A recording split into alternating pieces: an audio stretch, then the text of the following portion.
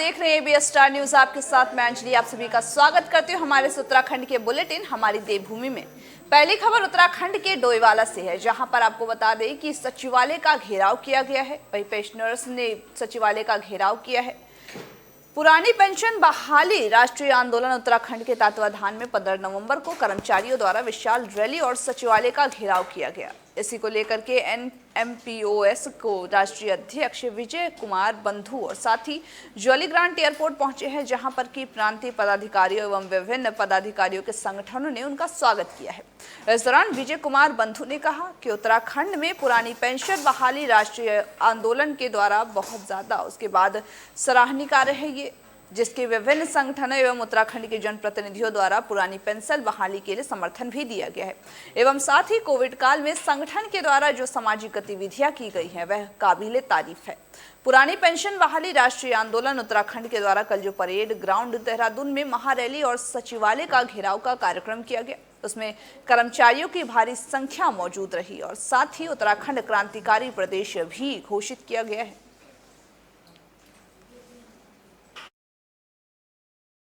दुर्भाग्य आपको ये बताते हुए कह रहा है, जो लोग हमको कहते हैं कि हम पुरानी पेंशन नहीं दे सकते हैं, वो माननीय लोग खुद ले रहे हैं। एक नहीं, दो नहीं, तीन नहीं, चार पेंशन ले रहे हैं। ये दुर्भाग्यपूर्ण है और देश के साथ सरासर झूठ बोला जा रहा है कि पैसे की कमी है। अगर पैसे की कमी है, एक चपरासी को आपको पेंशन देने में दिक्कत है, आपको एक बाबू को पैसा देने में दिक्कत है, एक टीचर को पैसा देने में है, तो जो सांसद और विधायक 5-5 लाख 5.5 लाख रुपये पेंशन पर मंथ जाता है, पंजाब के भूतपूर्व मुख्यमंत्री और तमाम सारे ऐसे सांसद, फिर आप पैसे का सवाल नहीं है, नीति का सवाल है। और दूसरा जो और बड़ा प्रश्न उठा रहा हूं मैं आपके माध्यम से, मीडिया के माध्यम से, प्रधानमंत्री से, आप राष्ट्रवाद की बात करते हैं, मैं उसका स्वागत करता हूं, लेकिन देश का जो पैरामिलिट्री का फोर्स है, जो देश के लिए जान देता है, उसके लिए वो हमारे लिए देश के लिए जान दे सकता है और हम उसको पेंशन नहीं दे सकते। भारतीय जनता पार्टी के पदाधिकारियों ने आपको बता दें कि आंदोलन किया है। वहीं साथ ही उन्होंने घर घर आंदोलन शुरू किया है, जिसके तहत लोगों को जागरूक किया जा रहा है। वहीं साथ ही 2022 में अपनी जनता पार्टी को जिताने की भी बात कही है। इसी कड़ी में भाजपा नगर मंडल के उपाध्यक्ष आशा सोमवाल के नेतृत्व में उत्तराखंड के लोक पर्व एगास के अवसर पर महिला कार्यकर्तियों ने पीले वस्त्र पहनकर भानियावाल, कान्हरवाल आदि क्षेत्रों में जनसंपर्क किया। जनसंपर्क चलाते हुए घरों में भाजपा के झंडे और स्टिकर आदि भी लगाए हैं। साथ ही केंद्र और राज्य सरकार की जन कल्याणकारी नीतियों के पत्रक भी वितरित किए हैं। आशा सेमवाल ने कहा कि भारतीय जनता पार्टी की केंद्र और राज्य की सरकार लगातार जनहित के कार्य कर रही है और 2022 में भाजपा पुनः उत्तराखंड में 60 से अधिक सीटों से जीतकर सरकार बनाने जा रही है।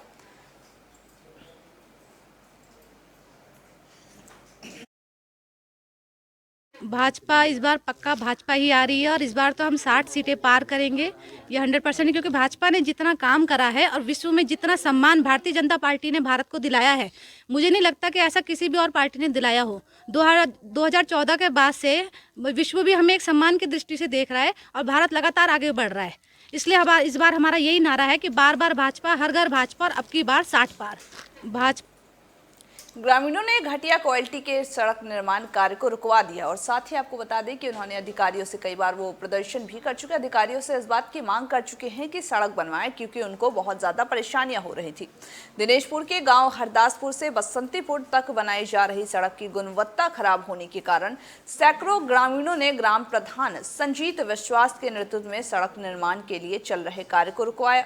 साथ ही ग्रामीणों ने जमकर विरोध प्रदर्शन करते हुए रोड नहीं तो वोट नहीं के नारे भी लगाए। आपको बताते चले कि दिनेशपुर के हरिदासपुर के बसंतीपुर गांव का मार्ग कई वर्षों से जर्जर हालत में था, जिस कारण कई बार ग्रामीण सड़क हादसे के शिकार भी हो चुके हैं, जिससे नाराज ग्रामीणों ने कई बार विधायक से लेकर संबंधित अधिकारियों तक सड़क निर्माण बनाने की अपील भी की थी। धरना प्रदर्शन तक किया गया, लेकिन जिसके बावजूद भी सड़क निर्माण कार्य शुरू नहीं हुआ। आखिरकार क्षेत्रीय विधायक के प्रयास से सड़क निर्माण का कार्य प्रारंभ तो हो गया, लेकिन निर्माण कार्य में घटिया सामग्री का इस्तेमाल किया गया। इसके साथ ही गुणवत्ता सही न होने के कारण नाराज ग्रामीणों ने जमकर धरना प्रदर्शन किया और रोड नहीं तो वोट नहीं के नारे भी लगाए हैं।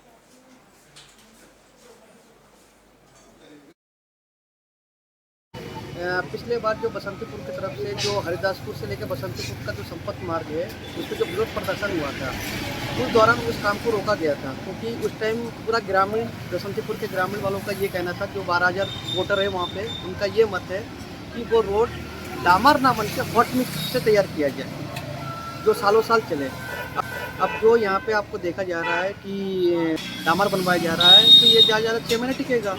आज सुबह गांव में पंचायत हुई, पंचायत होने के बाद फिर पूरा गांव वाले ने ये निर्णय लिया कि हमारी जो रोड है ये मजबूत होना और टिकाऊ होना, और सारे गांव वाले आज ट्रैक्टर ट्रॉली और अपने खुद के वाहन से आके हरिदासपुर में विरोध प्रदर्शन किया, और उस चीज़ का हम विरोध भी करते हैं, पहले भी करते हुए आ रहे हैं लगातार। और माननीय विधायक जी से हम यही मांग कर रहे हैं कि आप इस रोड को डामर ना बनवा के हॉट मिक्स से तैयार कराएं, लेकिन विधायक जी ये करने के बजाय वहाँ पे आपस में गांव को भिड़वाने का काम कर रहा है, जो हमारे हिसाब से ये सरासर गलत है। ऐसा तो क्या ग्रामीण क्षेत्र में लोग निवास नहीं करते हैं, शहर से भी ज़्यादा है, और इतने ग्राम क्षेत्रों से जो भी लोग पहुँचते हैं वहाँ पर ये लिंक मार्ग, और 22 साल से नहीं बना। हमारा आज हम लोग बैठे थे गाँव में कि भाई सब मिलजुल के एक साथ गाँव के हित में जो भी काम हो, चाहे सड़क हो चाहे कुछ भी हो, तो हम सब मिलके काम करेंगे। तो उसी इसके तहत हम आए विरोध करने यहाँ पर कि सड़क आप बनाओ मानक के हिसाब से, हमें कोई विरोध नहीं है, मगर मानक के बाहर जाओगे तो हमारा विरोध रहेगा। पिछले बार जो उत्तराखंड से राज्यसभा सांसद अनिल बनूनी आज अपने पैतृक गांव पहुंचे हैं। आपको बता दें कि वो पौड़ी पहुंच करके उन्होंने आने वाले चुनाव के बारे में भी चर्चा की है। आपको बता दें कि स्थानीय विधायक मुकेश कोहली के साथ ही ग्रामीणों ने उनका भव्य स्वागत किया। बलूनी विकास पर्व मनाने के लिए अपने गांव पहुंचे थे। वहीं वे पिछले 3 दिनों से लगातार 3 सालों से ये पर्व अपने गाँव में ही मनाने आ रहे हैं। राज्यसभा सांसद अनिल बनूनी ने अपने गांव नकोट पहुंच करके सबसे पहले पूजा अर्चना की। इसके बाद वे अपने गांव के ग्रामीणों से भी मिले।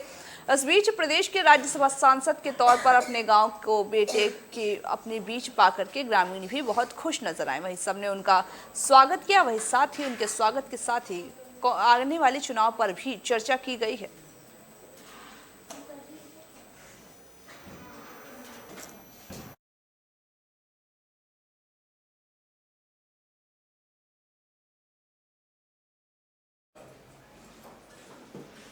आने वाले 2022 में विधानसभा चुनाव को लेकर के कांग्रेस से तैयारियों में जुट गई है। कांग्रेस के कार्यकर्ताओं ने, आपको बता दें कि जहां पर कांग्रेस के कार्यकर्ताओं ने बैठक आयोजित की है। बैठक में विधानसभा चुनाव को लेकर के मंथन किया गया है। बैठक में कहा गया है कि आपसी एकजुटता से ही पार्टी चुनाव में जीत हासिल कर सकती है।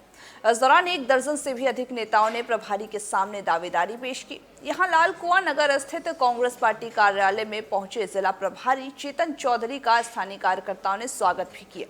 स्वागत करते हुए विधानसभा चुनाव की तैयारियों की जानकारी ली। बैठक में विधानसभा स्तरीय पदाधिकारी मौजूद रहे, साथ ही जिसमें आगामी विधानसभा 2022 में होने वाले चुनाव को लेकर के मंथन किया गया। इधर कांग्रेस जिला प्रभारी चेतन चौधरी ने कहा कि आने वाले चुनाव में उत्तराखंड की जनता भाजपा को सबक सिखाएगी और आने वाले चुनाव में कांग्रेस की ही जीत होगी। वहीं आने वाले चुनाव में उत्तराखंड में कांग्रेस की सरकार बनने वाली है।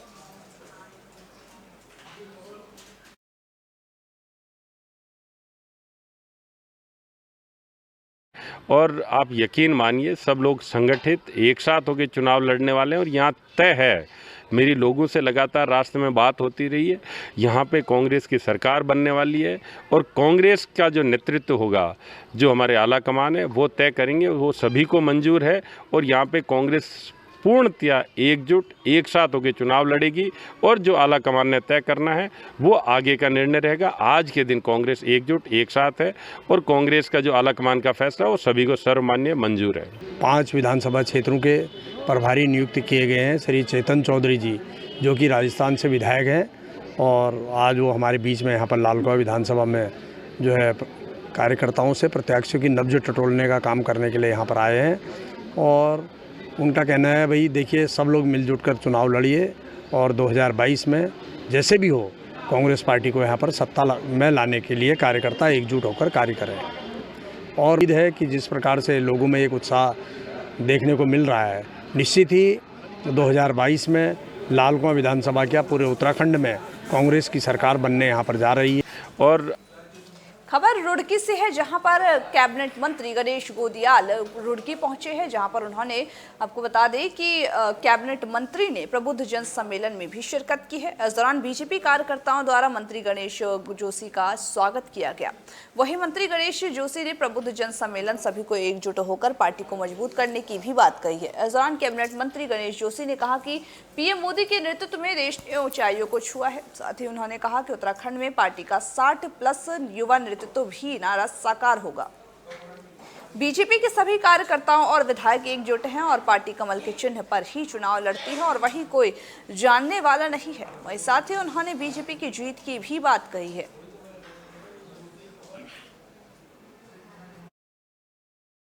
पार्टी में पूरे विश्वास के साथ कह सकता हूं 60+ युवा नेतृत्व का नारा जो हमने दिया वो साकार होगा और भारतीय जनता पार्टी की सरकार पूरे प्रदेश के अंदर बनेगी। देखिए, अब उन्हें खिले पुलाव बनाने दीजिएगा, उसमें कोई वो नहीं है। भारतीय जनता पार्टी एकजुट है और भारतीय जनता पार्टी कमल पर चुनाव लड़ती है और कोई जाने वाला नहीं है। तो इसके लिए पार्टी की अनुशासन समिति वो संज्ञान ले रही है और जो है कोई भी अगर बात होती है उसकी जाँच करने के बाद कार्रवाई होती है, उसकी जाँच चल रही है, उसके बाद ही कोई फैसला होगा। पार्टी खबर उत्तराखंड के रुड़की से है, जहां पर आपको बता दें कि खनन माफियाओं का अत्याचार लगातार जारी है। खनन माफिया अपने अत्याचारों से बाज नहीं आ पा रहे हैं। रुड़की के इब्राहिमपुर ग्राम में खनन माफियाओं द्वारा ग्रामीणों को बुरी तरह से मारपीट कर गंभीर रूप से घायल कर दिया गया है, जिससे कि गुस्साए ग्रामीणों ने नेशनल हाईवे घंटों तक बाधित किए रखा। मौके पर पुलिस प्रशासन ने पहुंच करके कड़ी मशक्कतों के बाद हाईवे पर लगे जाम को खुलवाया है। पीड़ित किसानों ने आरोप लगाया है कि ग्राम इब्राहिमपुर में रामपुर के कुछ खनन माफियाओं द्वारा पिछले कई महीनों से सोलानी नदी से अवैध खनन का धंधा किया जा रहा था। किसानों का कहना है कि इसकी शिकायत उनके द्वारा कई बार पुलिस प्रशासन से की गई है, लेकिन इसके बावजूद भी खनन माफियाओं का न तो कोई उस पर कार्रवाई हुई और न ही कुछ और हुआ। वहीं सीओ विवेक कुमार ने बताया कि किसानों और खनन माफियाओं के बीच में झगड़ा हुआ था, जिसके दौरान किसानों को चोटें आई हैं। घायल किसानों को उपचार के लिए भेजा जा रहा है। वहीं दोषियों पर जांच कर कार्रवाई भी की जाएगी। ग्रामीणों द्वारा रोड जाम कर दिया गया था कुछ घायलों को लेकर, और इस बात को लेकर यहाँ पे उनसे वार्ता की गई। बाद में मेडिकल के लिए इन लोगों को भिजवाया गया। कितने लोग घायल हैं? इसमें 3 लोग घायल बताए जा रहे हैं और उसमें कार्रवाई की जा रही है। नहीं, ऐसा कुछ नहीं, लाठियाँ वगैरह किसी पे नहीं बांधी गई हैं। इसमें जो ग्रुप इनसे बात हुई थी, बाद में सहमति बनी कि घायलों को हॉस्पिटल भिजवाया जाए, और इसी सहमति के आधार पर हॉस्पिटल जब इनको भिजवाया जा रहा था तो इन्हीं में से भीड़ में से ये ग्रुप ने उसका विरोध किया और उसी बात को लेकर एक छीना झपटी और रस्साकशी रही। इनके अभी काफ़ी सर में चोट भी है एक बंदे के, और एक मरीज के पैर में भी चोटें हैं और सर में भी चोटें हैं, गुम चोटें भी बता। तो अभी मरीज़ तो हमारे पास स्टेबल है, सारे मरीज़ स्टेबल हैं। अभी देखते हैं कि अभी किसी की बिगड़ती हालत तो रेफर करते हैं। पुलिस की मिली भगत से हो रहा है। पुलिस को 18-20 हज़ार रुपये महीना दे रहे जब ट्रैक्टर चलवा रहे हैं खुलेआम, और जब रोड जाम करा हमने, ना पुलिस करने दी ना एम्बुलेंस।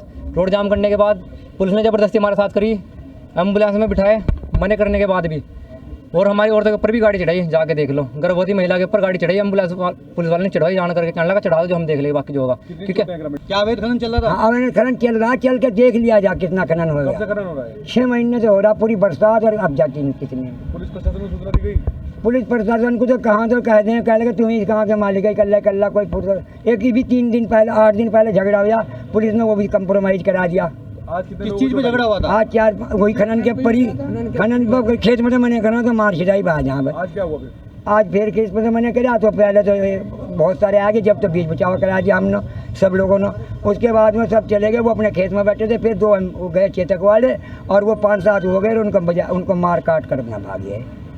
जी जो खनन की चोरी कर रहे थे जी, इसके पति को चोट लगी थी, जब ये उसकी सुन को गई रास्ते में, इस पर भी मार पिटाई की उन्होंने, और प्रेगनेंट भी, उसमें भी से दिक्कत हो रही है, और पैरों में भी। जी पुलिस ने क्या कहा? पुलिस क्या कहा जी? पुलिस कुछ नहीं कह रही थी, मैं तो खड़ी होकर तमाशा देख रही हूँ। ग्रामीणों द्वारा रोड खबर हरिद्वार से है, जहां पर हरिद्वार की केमिस्ट एसोसिएशन ने प्रतिज्ञा ली है। आपको बता दें कि प्रतिज्ञा ली है कि हरिद्वार को नशा मुक्ति बनाया जाए। आपको बता दें कि हरिद्वार केमिस्ट एसोसिएशन द्वारा शहीद भगत सिंह घाट पर नशा मुक्ति कार्यक्रम का आयोजन किया गया था, जिसके तहत ही प्रतिज्ञा ली गई। कार्यक्रम के बतौर मुख्य अतिथि ड्रग कंट्रोलर SS भंडारी और ड्रग इंस्पेक्टर हरिद्वार अनीता भारती ने शिरकत की।